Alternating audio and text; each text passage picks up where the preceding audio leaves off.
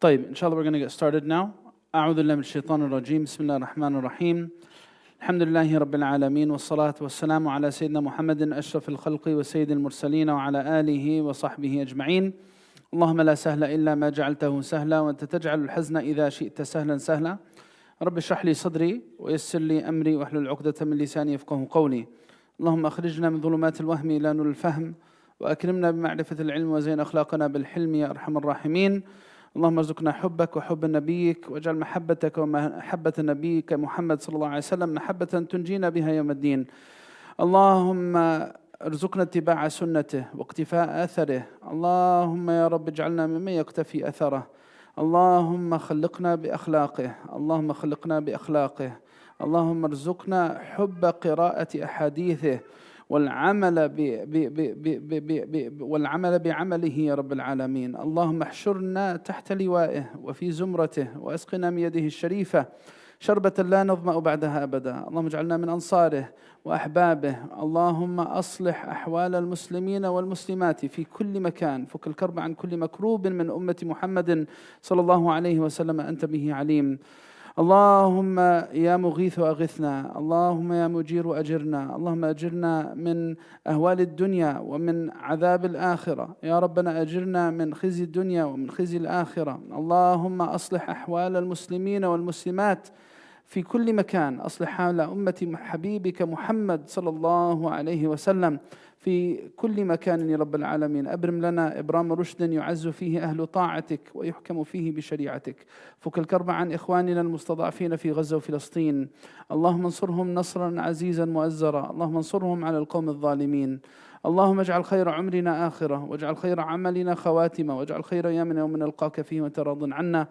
آمين آمين وآخر دعوانا الحمد لله رب العالمين. أما بعد, جزاكم الله خير for attending today. We start at 8 p.m. from now on.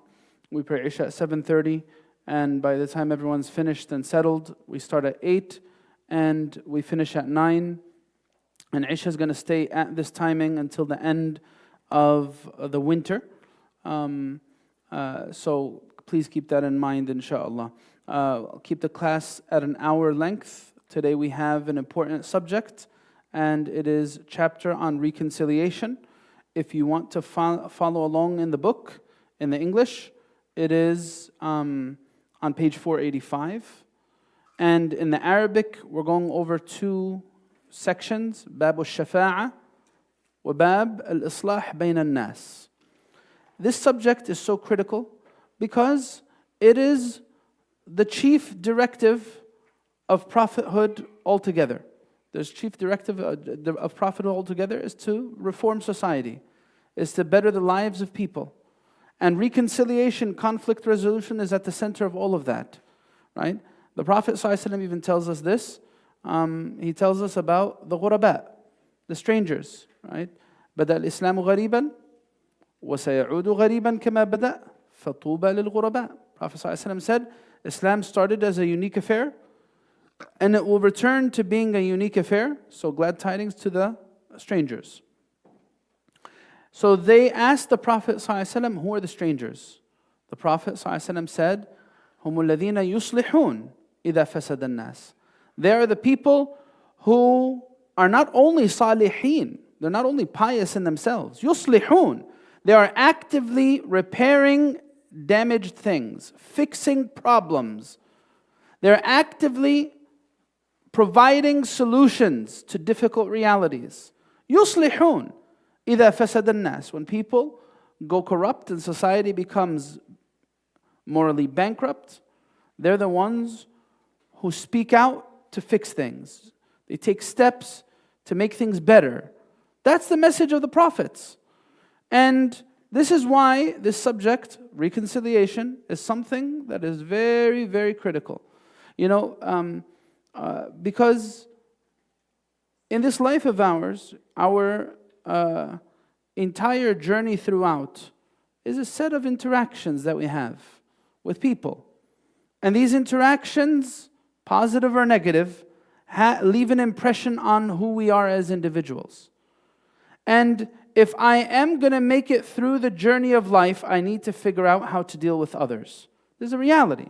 That's why we learn from the Prophet ﷺ Prophet ﷺ teaches us, the best of people are those who interact with others, and not only do they interact with others, they're very patient with dealing with the mischief and the harm that comes about from others.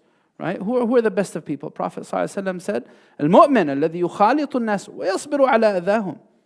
Right? خير من المؤمن الذي لا يخالط الناس ولا يصبر على أذاهم. The believer who interacts, engages, and is patient is better than the one who doesn't. Right? So, in this sense, الدين معاملة. Deen is all about interaction.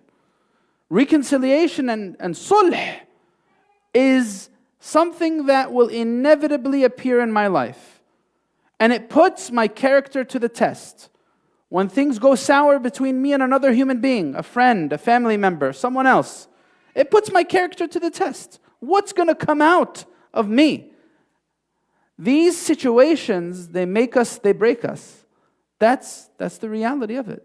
Our responses to those tests that come to dealing with people make us or break us. That's why there's so much in the Sunnah that teaches us how the Prophet ﷺ was able to win over hearts and win over people. What about if people they don't deserve it, right? This is the common comeback. Oh, they don't deserve it. They don't deserve being treated well, right? This person is corrupt, bankrupt, right? What did Allah Azza wa Jal say to Sayyidina Musa alayhi salam? اذهبا إلى فرعون إنه طغى. Go to Fir'aun. He's caused a lot of transgression and oppression. What should you do? اذهبا إلى فرعون إنه طغى فقولا له قولا لينا لعله يتذكر أو يخشى. So the one who thinks, what does that say? Say to him a very lenient word, so that he may be reminded, or that he may take heed of Allah Azza wa Jal's accountability. لعله يتذكر أو يخشى. So the one who thinks that people need to deserve to be treated nicely is someone who has a severe misconception, right? Fir'aun بيستاهل. He's one of the worst human beings in human history. Second worst or first worst, I'm not sure. Netanyahu. They're both two fara'ina. The Fir'aun of the past and the Fir'aun of this time. But Allah Azza wa Jal teaches me as a Muslim that I should not make myself lowly and bankrupt because other people are low. No. There's a situation from the life of the Prophet ﷺ where the Yahud did something. The Yahud of the Prophet ﷺ's time said something to him that was very, very inappropriate. They said, and they used to twist words a lot. يُحَرِّفُونَ الْكَلِمَ عَنْ مَوَاضِعِهِ. They used to twist words even over 1,000 years ago. Even over 1,000 years ago, right? So what did they say to the Prophet ﷺ? As-Salamu alayk, right? What does As-Salamu alayk mean? We say As-Salamu alaykum, peace be upon you, right? They said As-Salamu alayk, and that means Al-Halaku alayk, Wad-Damaru alayk, may ruin be upon you. So then the Prophet ﷺ said, Wa alaykum, and upon you. He just said that, that's it. Sayyidah Aisha got so angry, and deservedly so for Rasulullah ﷺ. So she responded to them, وَالسَّامُ عَلَيْكُمْ وَلَعْنَكُمُ اللَّهُ وَغَضِبَ عَلَيْكُمْ. She said, and may ruin be upon you, and may Allah's damnation be upon you, and may His wrath be upon you. Right? So then the Prophet ﷺ said, مَا هِيَ عَائِشَةً. Calm down, O Aisha.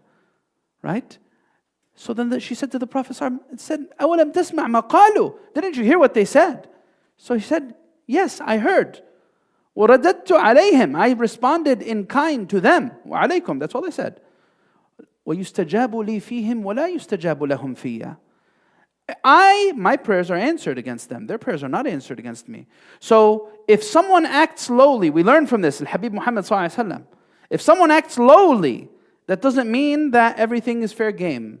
That I become a person of sibab and fusuq and shatima, and I start using every single curse word in the book because this person deserves being cursed at. That's not, Islam doesn't teach me, because if I become morally bankrupt like other people, then what? Then what's going to happen in the end? What's going to happen in the end? Virtue is going to be lost. People are not going to be able to decipher goodness and khair and haqq. Right? So this is what we learn from the Prophet ﷺ. Prophet ﷺ, he tells us many things along this line. There's another hadith that tells us, again, if it's all about reconciliation, I need to pay attention. الكلمة لها وقعها وميزانها وثقلها. The word has its weight, it has its impact. إن العبد ليتكلم بالكلمة من رضوان الله تعالى فيرفعه الله بها درجات. The individual says a word that's very pleasing to Allah because of that word. Allahu Akbar. Because of that word, Allah raises him up levels, right? You're in a feud between you and another person, and both of you are in a state of rage. But Allah Azza wa Jal gives you the strength to say kalima tayyiba. Allahu Akbar. That's a big ni'mah from Allah Azza wa Jal. It's a big ni'mah if I'm able to say a pleasant word when anger dominates. Because it's so hard. Wallahi, it's very difficult. It takes a toll on our character. It's so hard to do that. So, the Prophet ﷺ says, sometimes someone might say some word that he doesn't really give much, لا يلقي لها بالا. He doesn't pay much attention to it. And it's from Allah's rida, then Allah will raise him up by way of it. And وَإِنَّ الْعَبْدَ لَيَتَكَلَّمُ بِالْكَلِمَةِ مِنْ سَخَطِ اللَّهِ لَا يُلْقِي لَهَا بَالًا فَيَهْوِي بِهَا فِي نَارِ جَهَنَّمِ. Prophet ﷺ goes on to say, sometimes someone might say something that is so destructive, such a bad word, and he pays no attention to it. And he doesn't realize that because of this word, he becomes deserving of the fire of hell. وَالْعِيَاذُ بِاللَّهِ. May Allah Azza wa Jal never make us of those who make that type of mistake that leads right to the brinks of hellfire. Right? So these conversations, these dealings, they have a big impact. Allah tells us in the Quran, most of the conflicts come about because of words that have no value. No value. You think 9.9 out of 10 conflicts arise from nonsense. That's what it is, subhanAllah. And it's the nonsense that acts like a character, that acts as a cancer, and it eats away at our lives. It's nonsense. I think if we zoom out and we look at our lives and see all of the things that brought me down and brought me pain, it's usually nonsense, useless stuff. لا خير. What does the Quran say? لا خير في كثير من نجواهم إلا من أمر بصدقة أو معروف أو إصلاح بين الناس. Right? There's no goodness in much of their private conversations, except someone who enjoins charity, or something that is good and benevolent, or something that leads to islah and reconciliation between people. Right? So before we get into the section, we learn that there are obstacles. I'm going to give you this, right? Four things that we learn from the prophetic tradition, obstacles to healthy conversations. What are the obstacles? What are the aqabat, the challenges from me engaging in a good conversation with other people? What are the obstacles? The first one, the content. What are we talking about? The Prophet ﷺ tells us in a hadith, ما من قوم يقومون عن مجلس لا يذكرون الله تعالى فيه إلا قاموا عن مثل جيفة حمار وكان عليهم حسرة. The Prophet ﷺ says, any people who leave a gathering where there's no remembrance of Allah, it's like they stood up from the carcass of a donkey. And on the Day of Judgment, it'll be a source of regret. إِلَّا قَامُوا عَنْ مِثْلِ جِيفَةِ حِمَارٍ. What does this mean? Right? In our day and age, in the West, we can't really, imagine this. Right? When's the last time you saw a dead donkey? For some of us, never. We never saw a dead donkey. Right? If you go back home, in some countries, you might see a dead animal. And what happens with time, I remember, because I lived in Egypt for years, and in the area I lived in, I would see this all the time. Dead dogs, dead cats, stuff like that. What would happen? Sometimes the dead dog would be left there for days, right? What would happen? It's dead, then after days, ينتفخ, becomes very bloated, and then what happens after that? ينفجر, أعوذ بالله, it's disgusting to even imagine. The insides get exposed, and you see all of the afan and the disgusting, the insects eating away at the meat of this dead dog. And The Prophet ﷺ is giving us an image. This majlis that has no remembrance of Allah Azza wa Jal is going to be something that people will want to run away from on the Day of Judgment. Hasarat yawm al-qiyamah. These are the regrets of the Day of Judgment. So one challenge to a healthy conversation is the content. What are we talking about? What is one of the forms of na'im and Jannah? One of the forms of na'im and Jannah, one of the blessings of Jannah? One of the ni'am and Jannah upon the people of Jannah is لا لغو فيها, right? لا يسمعون فيها لغوا ولا كذابا. There's no nonsense in Jannah. There's no unnecessary talk. Why? Why is it a form of na'im? لأن اللغو سبب معظم المشاكل العائلية.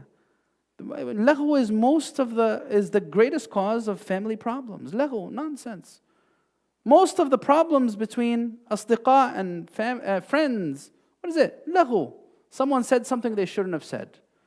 And it made someone feel a certain way, and then what? Causes emotions to come out, and then shouting leads to more shouting, and then more shouting leads to taqatu', or maybe sometimes it might even lead to tadarub, people hitting each other, right? Or cutting off ties. Happens. What is it coming from? Laghu. Content. وَإِذَا سَمِعُوا اللَّغْوَ أَعْرَضُوا عَنْهُ. This is صفات عباد الرحمن. I don't need to be part of a useless conversation because it'll only bring me pain. What's the second obstacle to healthy communication? Starting with negativity. That's the second obstacle, right? That's why when I enter my house, what do I say? Assalamu alaikum wa rahmatullah. Right? Starting from a place of positivity. When the conversation starts from a place of rahmah, it's not like when someone comes in, bursts in, full of anger. Why this? Why not that? What? Start with positivity. It's the sunnah, right? The Prophet ﷺ teaches us to have this positive interaction with each other when we deal with one another, right? So that's why, even there's a hadith that says when two Muslims come together and they shake hands, you know what happens? Right? ما من مسلمين يلتقيان فيتصافحان إلا غفر لهما قبل أن يتفرقا. Right? Prophet ﷺ says, when Muslims come together and they shake hands, they're forgiven. It's a rahmah. Right? There's another hadith that says that the sins fall off like the leaves fall off a tree. That's because of the barakah of when there's positivity and positive energy in our interactions with one another. So there's another obstacle or another opportunity. If I want to make sure that I try to reconcile, let me start from a good place. It's hard sometimes. When ghul al-aql gets hold of people, what's ghul al-aql? Al-ghadab. They say al-ghadab ghul al-aql. The ghul is the anger preys upon the mind like a wolf preys upon sheep. Once anger comes in, the most intelligent people are reduced to fools. May Allah forgive us. May Allah forgive us. So we learn, the Prophet ﷺ saw two people fighting one time. Right? So he saw two people fighting. And one of them became very red. And the hadith says that his veins started showing in his neck because he was he was pressing on himself. The Prophet ﷺ said, إِنِّي لَأَعْلَمُ كَلِمَةً لَوْ قَالَهَا لَذَهَبَ عَنْهُ مَا يَجِدُ. I know a word. If he said this word, do you see this whole thing that's going on with him? Everything would go away. What is it? أَعُوذُ بِاللَّهِ مِنَ الشَّيْطَانِ الرَّجِيمِ. Right? Positivity. Trying to start with the good things before the bad things. This is the sunnah of the Prophet ﷺ. Now the third thing that is an obstacle to healthy communication is exaggerations and emotional imbalance. We learn from the sunnah of the Prophet ﷺ, when I communicate with balance. No extreme praise and no extreme hatred. Right? We learn this as a wisdom, right? أحبب حبيبك هونا ما عسى أن يكون بغيضك يوما ما وأبغض بغيضك يوما ما عسى أن يكون حبيبك يوما ما. If I get into a conflict with a person, it doesn't mean he becomes a shaitan al-rajim. لا أعرف له معروفا. That's it. If I'm angry at this person, X. this person's a devil, right? Nah, people have good and they have bad, right? So the wisdom that I just said says, when you love someone, love gracefully. Because you don't know, this person you love today may not be in your favor tomorrow. And when you hate someone or have ill sentiments towards people, have it gracefully. Because you never know, maybe this person you don't like today, you'll end up liking them tomorrow, right? So exaggerated praise, exaggerated blame is not something that is from the character of the mu'min. The munafiq is like this. The munafiq is emotionally imbalanced. The Quran tells us about it. يَحْسَبُونَ كُلَّ صَيْحَةٍ عَلَيْهِمْ. Every bad thing that happens, oh, that's it. I'm ruined. There's no way out. There's no hope. I can't figure this out. What is that? Who's that? The munafiq's like that. يَحْسَبُونَ كُلَّ صَيْحَةٍ عَلَيْهِمْ يعني قاضية عَلَيْهِمْ. Right? We learned this from the Prophet ﷺ too. إِيَّاكَ وَكَثْرَةِ الضَّحِكِ فإنه يميت القلب ويذهب بنور الوجه. It's an authentic hadith. Musnad Imam Ahmad. It says, be very mindful of not exaggerating in your laughter. Because what does that do to your spiritual state? When you exaggerate, when you're a person of exaggeration, right? It causes your spiritual state to weaken. فإنه يميت القلب. And وَيُذْهِبُ بِنُورِ الْوَجْهِ. And it does away with the nur of ta'ah and ibadah. Exaggerations are not what believers are about. Prophet ﷺ tells us through his praise of the companions to be very mindful of this too. Prophet ﷺ saw people exaggeratingly praising someone. سمع النبي صلى الله عليه وسلم رجلا يثني على رجل ويطريه في المدحة فقال أهلكتم أو قطعتم ظهر الرجل. Calm down, right? Be balanced in your communication and your dealings with others. Exaggeration is an obstacle. The last one, showing disregard. What's one of the biggest obstacles in the way of healthy communication? عدم التقدير والاحترام. Showing disregard. We learn from the hadith of the Prophet ﷺ, or Sayyidah Aisha tells us this. She says, أمرنا رسول الله صلى الله عليه وسلم أن ننزل الناس منازلهم. The Prophet صلى الله عليه وسلم commanded us to show people regard and to show them respect for their position. That's why the hadith of the Prophet صلى الله عليه وسلم says, إن من إجلال الله تعالى إكرام ذي الشيبة المسلم وحامل القرآن غير الغالي فيه والجافي عنه وإكرام ذي السلطان المقسط. Hadith Prophet صلى الله عليه وسلم. It is part of regard for Allah, to show regard and reverence to someone who's grown gray hairs in Islam. This is min ijlalillah. It is out of respect for Allah Azza wa Jal. Yani having respect for someone who's older.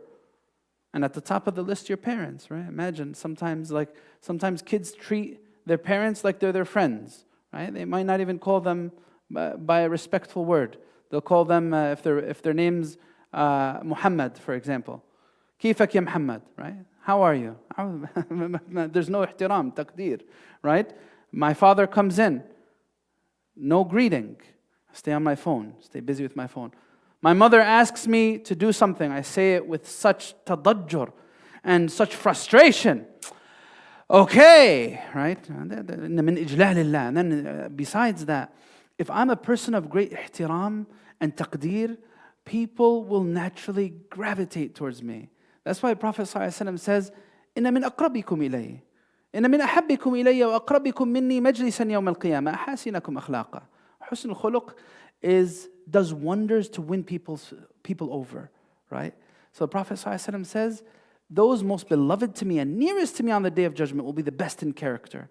Sometimes reconciliation just needs that. It doesn't need a lengthy conversation. It needs a smile.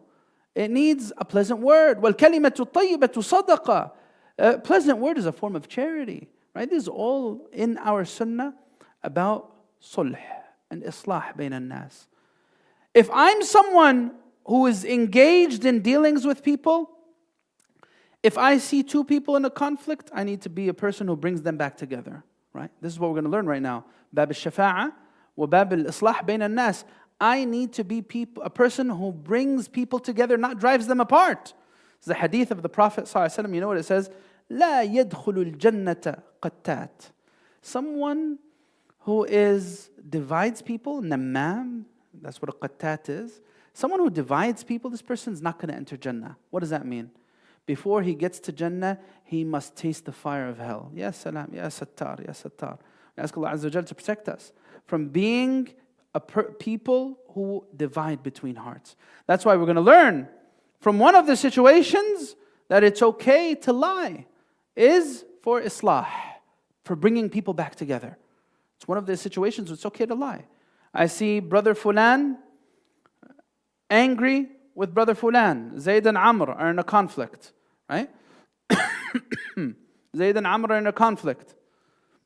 So I come to Zayd and I say, you know Zayd, Amr was saying such nice things about you. And he was saying how much he respects you and show regard to you, and he knows that you do and so on and so forth. And Amr didn't say a single thing about Zayd. It's like reverse namima, right? You know how namima is you divide between people? What we're talking about here is reverse namima, right?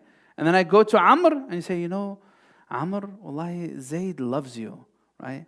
And he's so upset that there was a conflict that happened between you guys. Ya Allah, how beautiful that is, wallahi.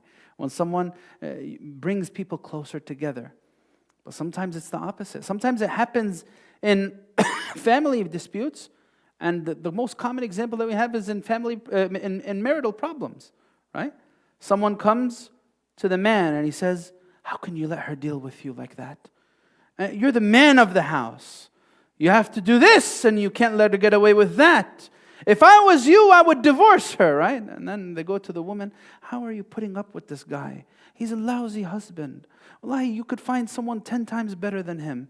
Sibik minno, right? These are shayateen al-ins, right? Shayateen al-ins, there's shayateen al-jinn, there's the devils from among the jinn, and then there are shayateen al-ins. Who's worst? Shayateen al-ins or shayateen al-jinn? What do you think? Why?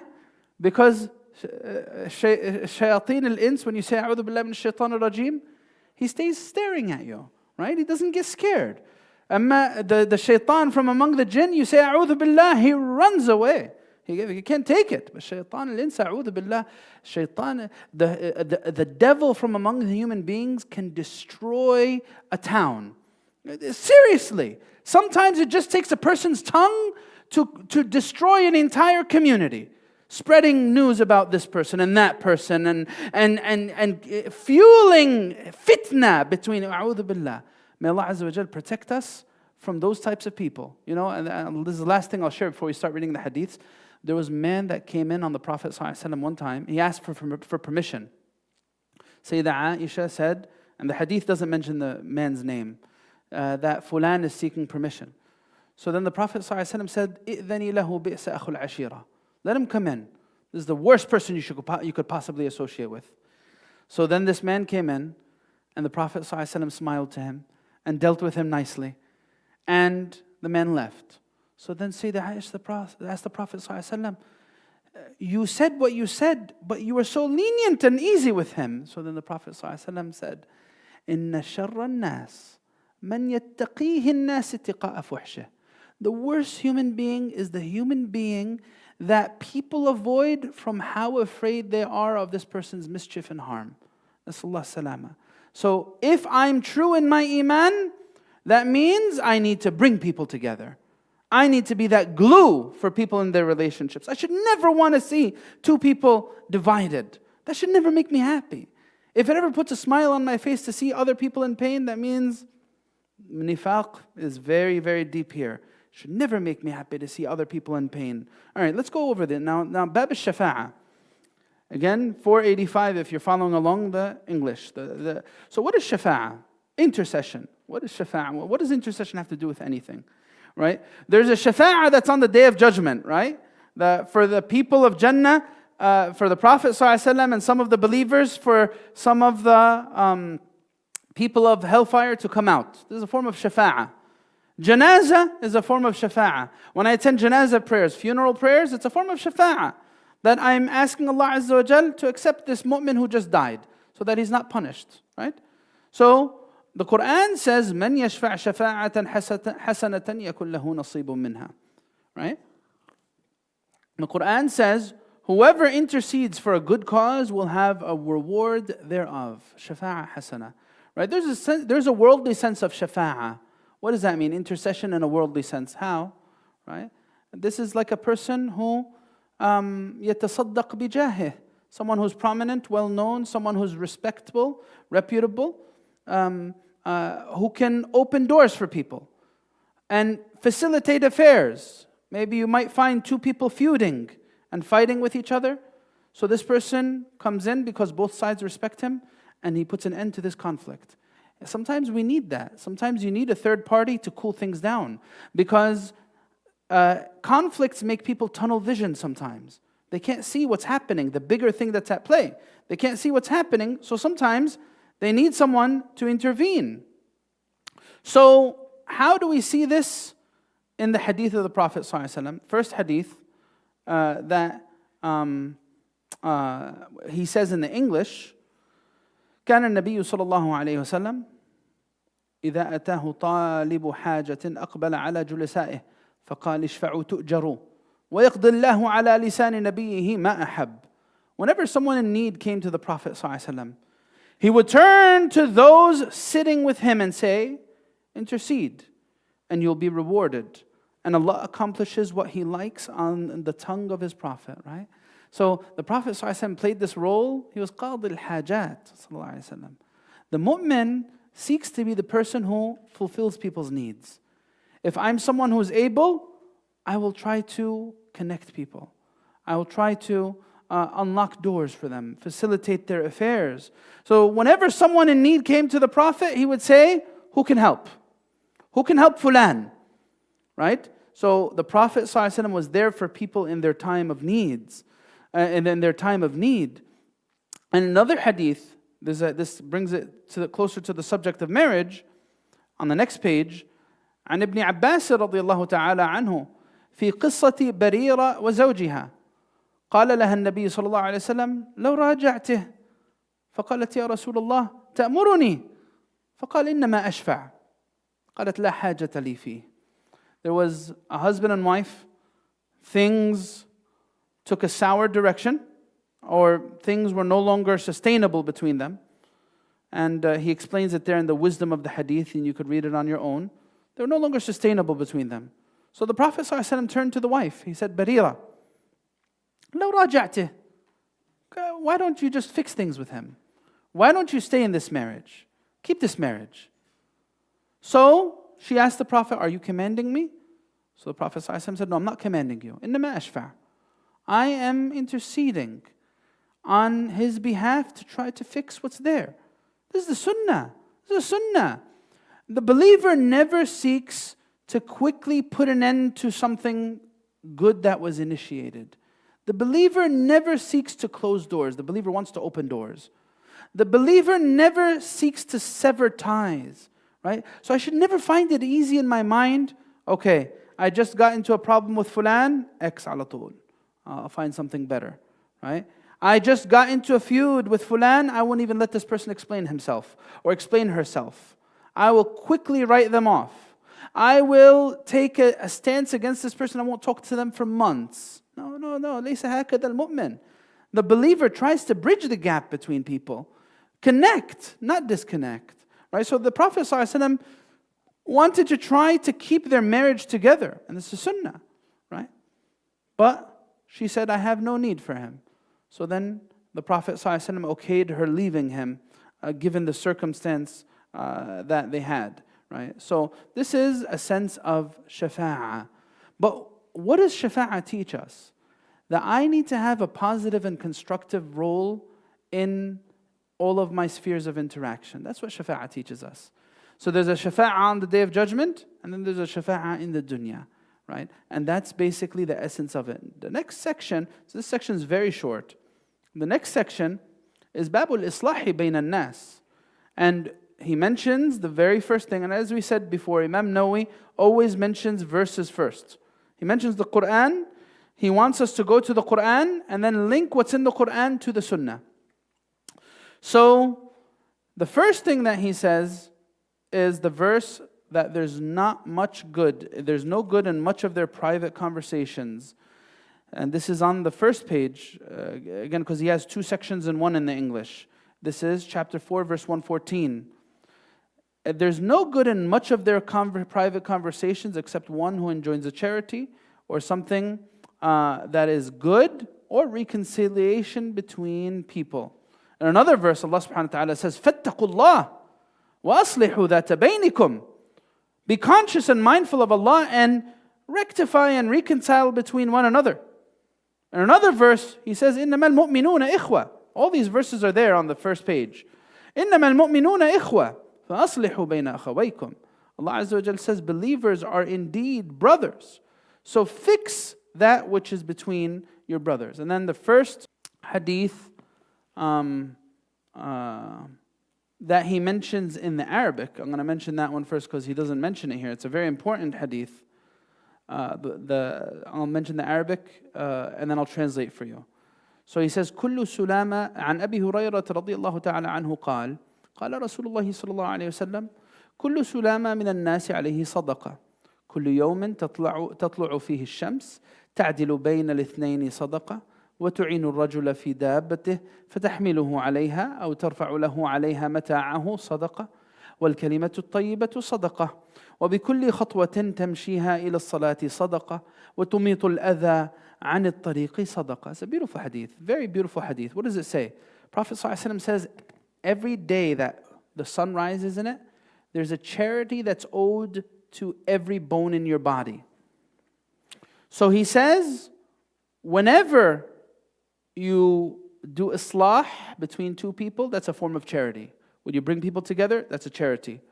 When you assist someone, even on getting in their ride, or when you أو تحمل له متاعه, right? You hold for him his belongings. It's a sadaqah, it's a charity.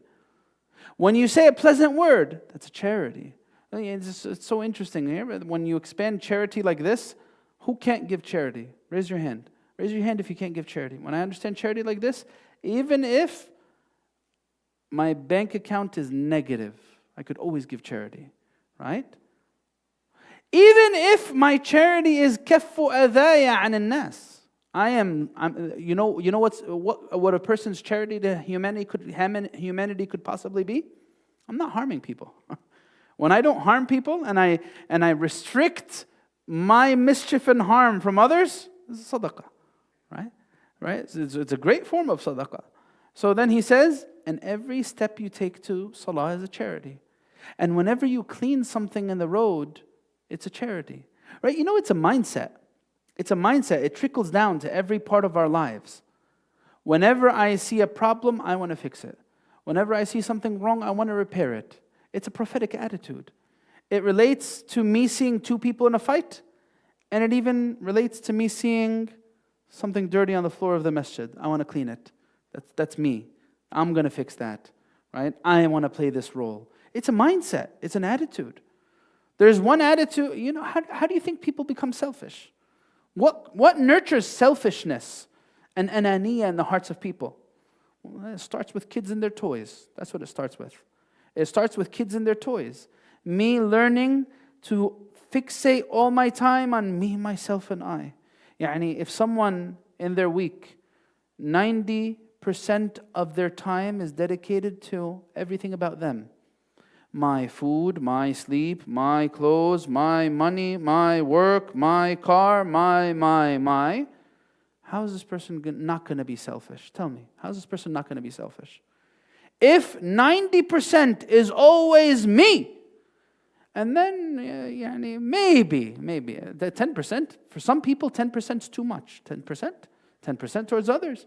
Sometimes for some people 100% is just me, myself, and I. Of course this person's going to be selfish. If I don't have something that I do for people every single day, then of course I'm going to be selfish. I need to try to do something I need to incorporate. This is what we learn from this hadith of the Prophet ﷺ. The believer is someone who always gives sadaqat. In this sense, not in the sense of money.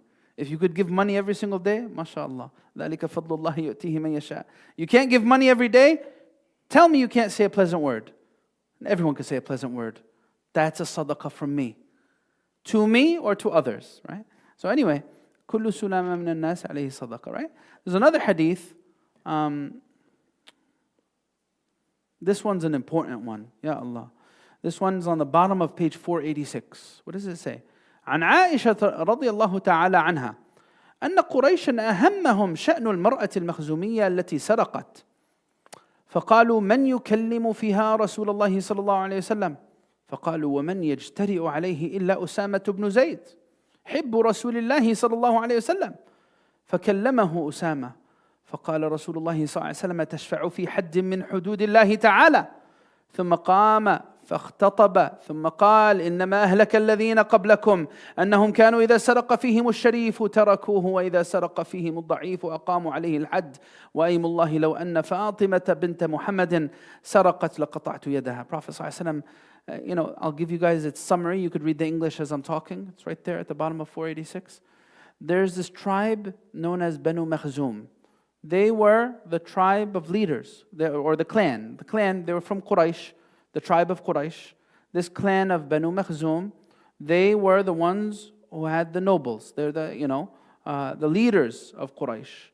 They were a very noble tribe. Now, this woman from among them stole. So they said, how one of us going to be punished? We're looked up to. We're revered. There must be some way to get out of punishment, right?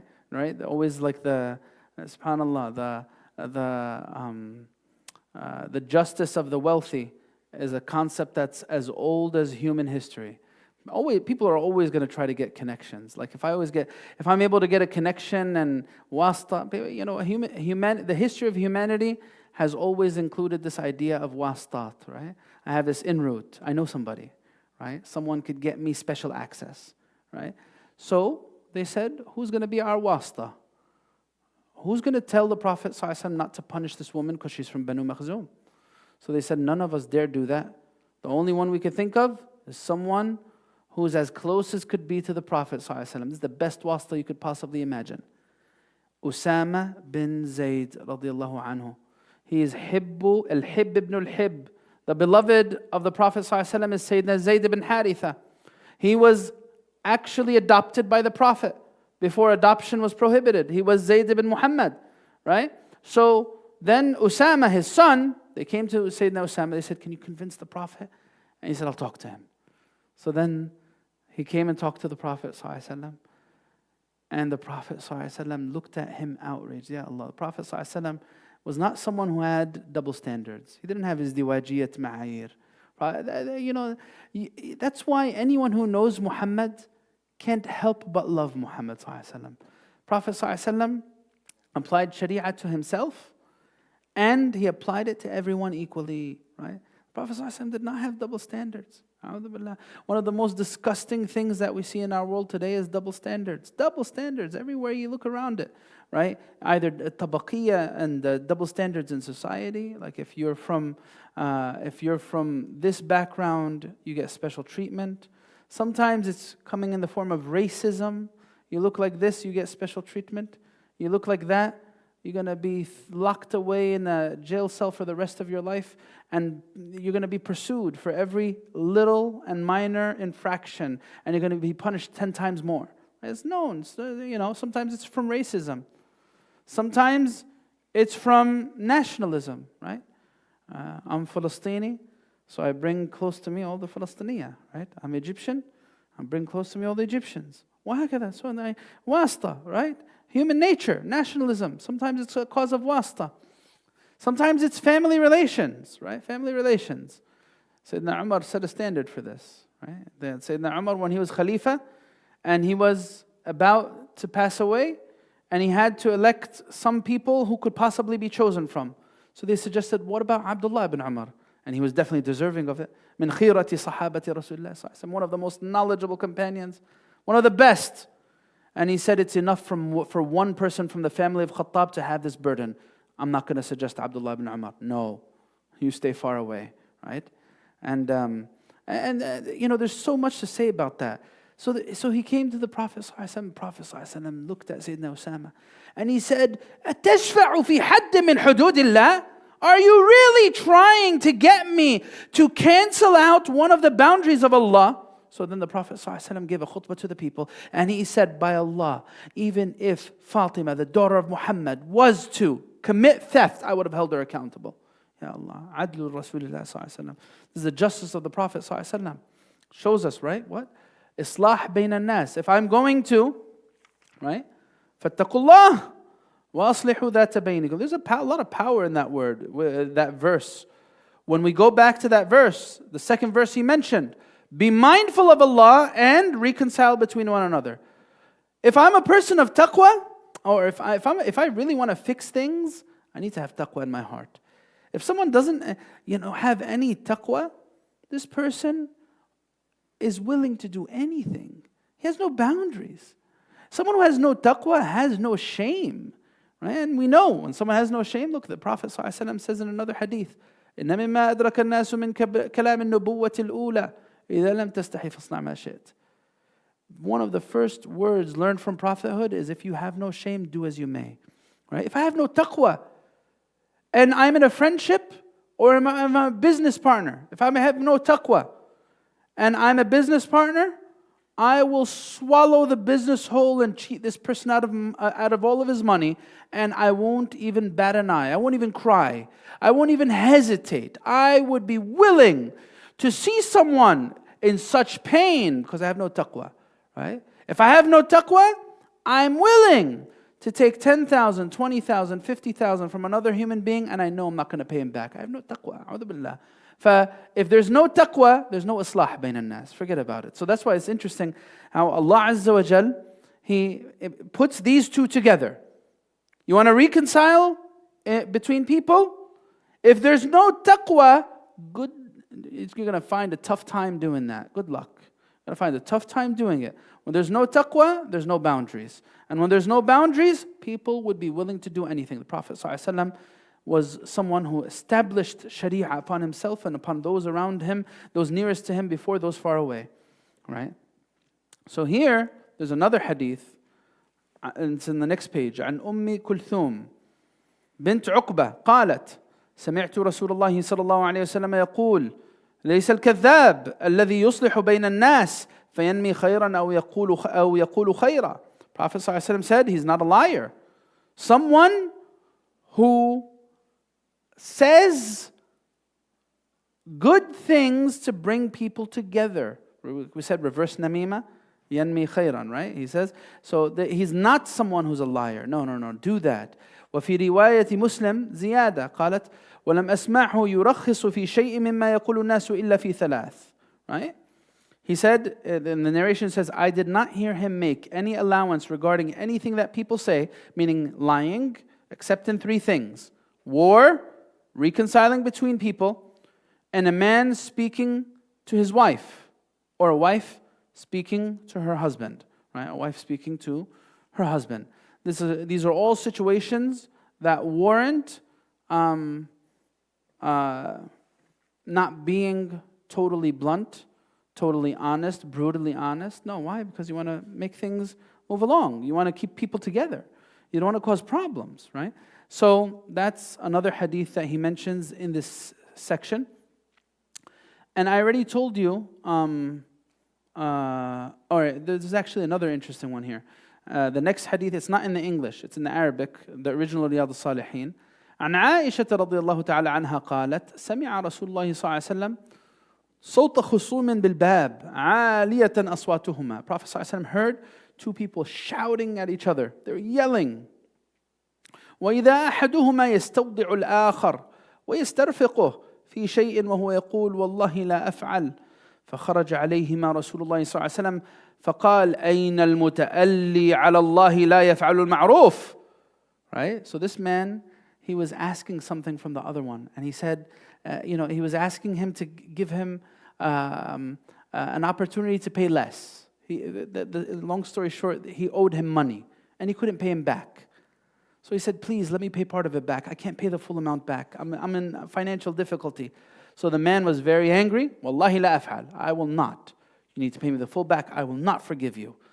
So then the Prophet ﷺ looked out to them and he was angry. Look, this is going to teach us something else about reconciliation. Reconciliation sometimes requires that I sacrifice. I give up a little bit, right? Not everyone needs to come to me lahaddi, right? I have this, right? You either come to it and you like it, or hit the highway, right? My way or the highway. My way or the highway. It's a very bad motto for Islah. It's not Islah at all. Islah means I need to be willing to sacrifice some of the things I want for something bigger. So he says, the Prophet ﷺ says, who's this taking an oath that he won't do something good? إِنَّ الْمُتَأَلِّي عَلَى اللَّهِ لَا يَفْعَلُ الْمَعْرُوفِ. So then the companion said, me, O Prophet of Allah.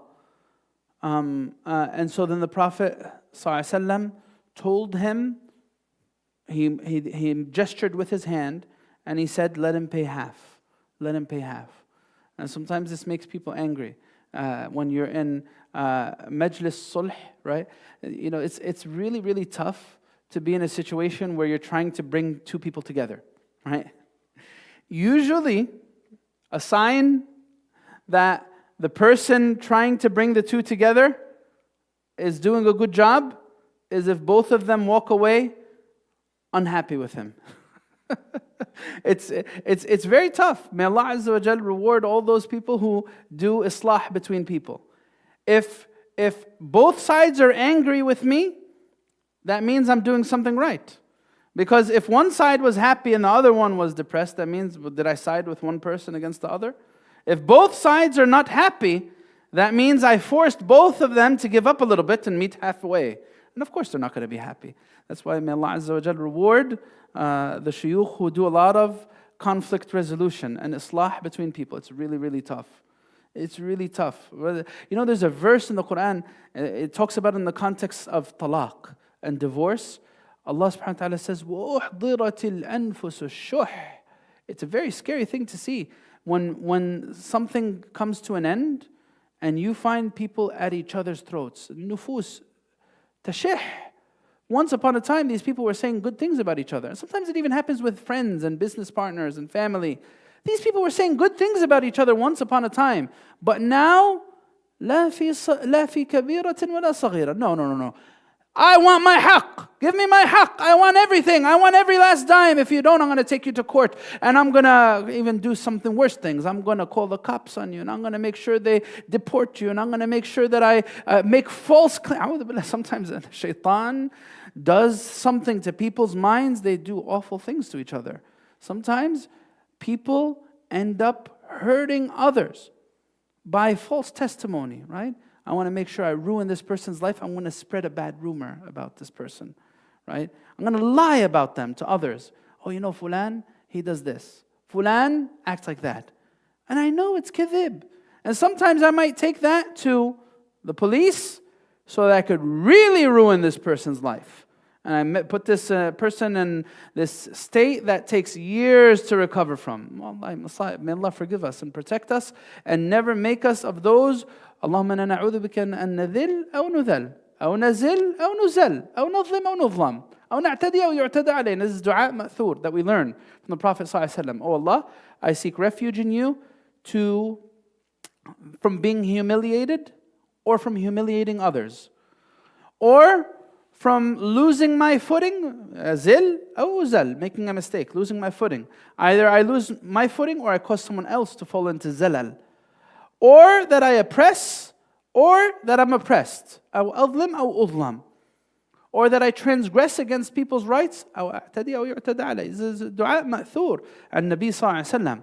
So Islah requires that people leave their comfort zones.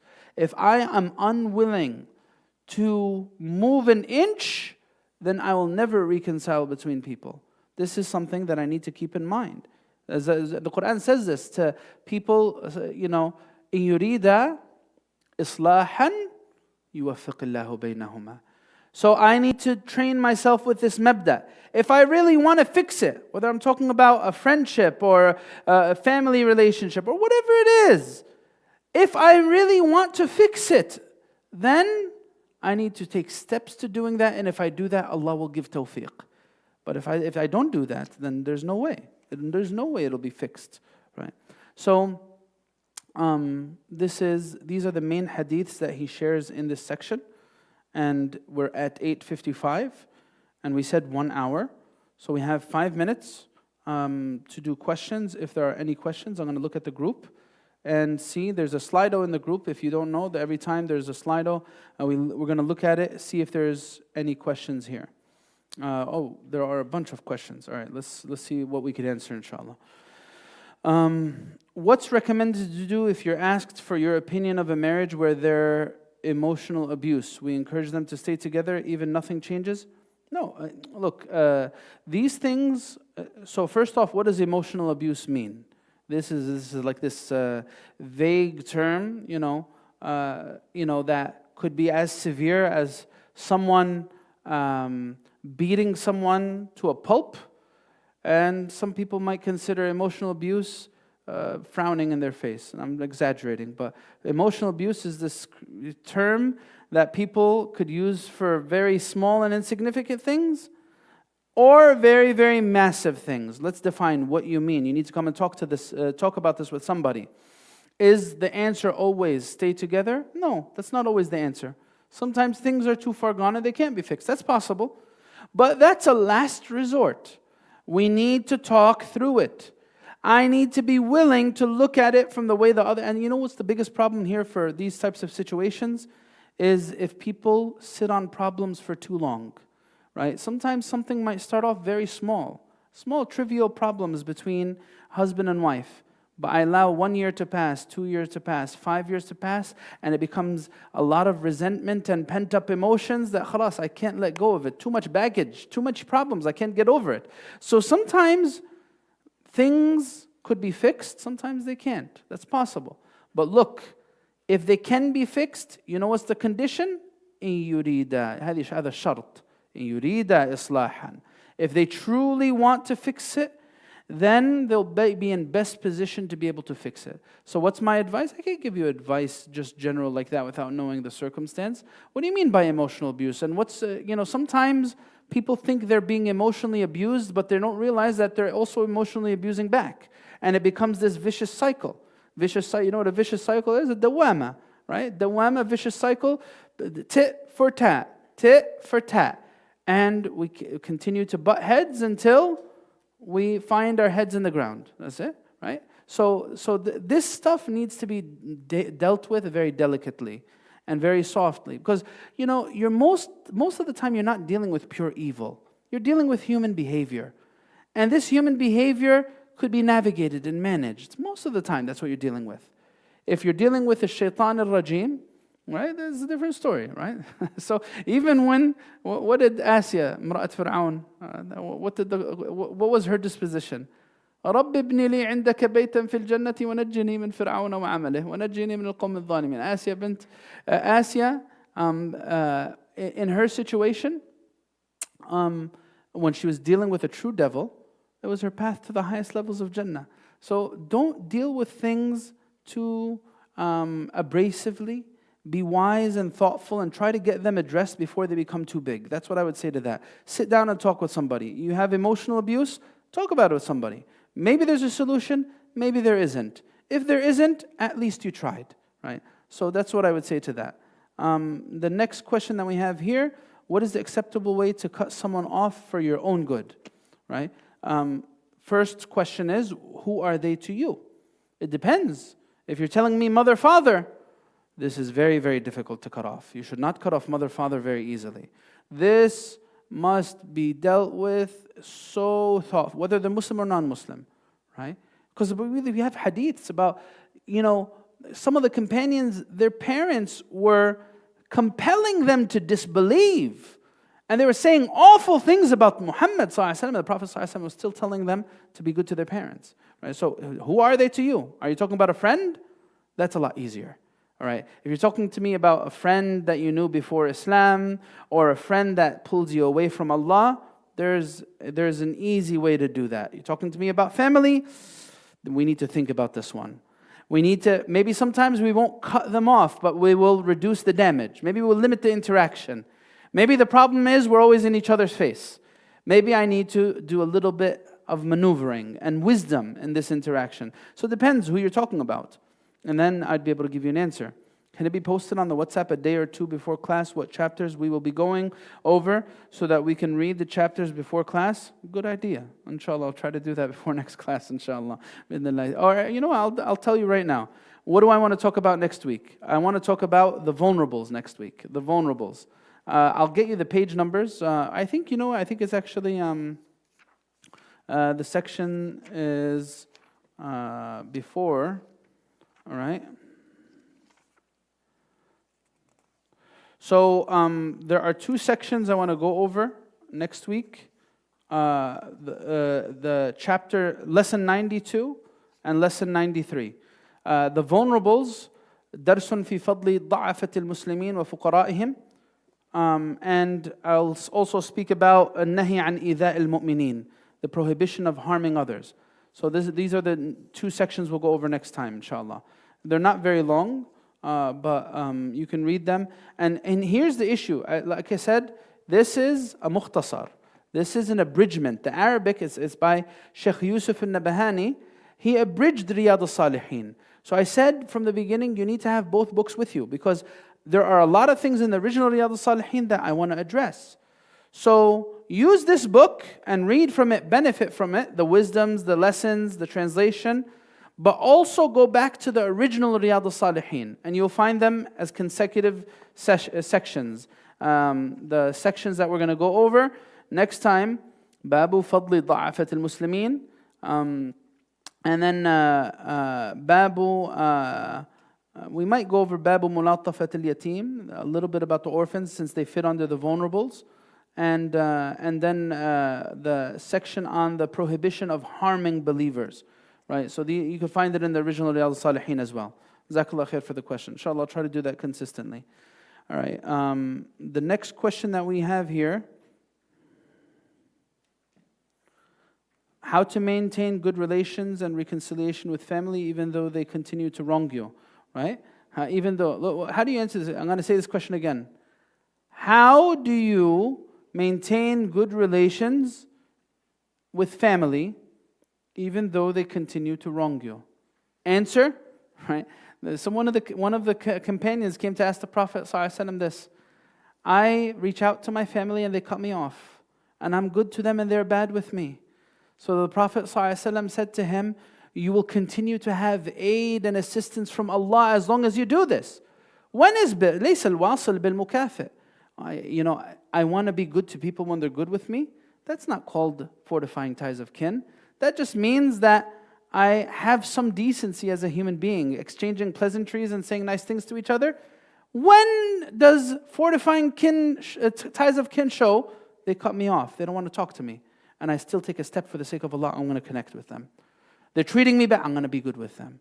Right? That's when Salat Rahim comes about. Fortifying ties of kin, when they're bad, I be good.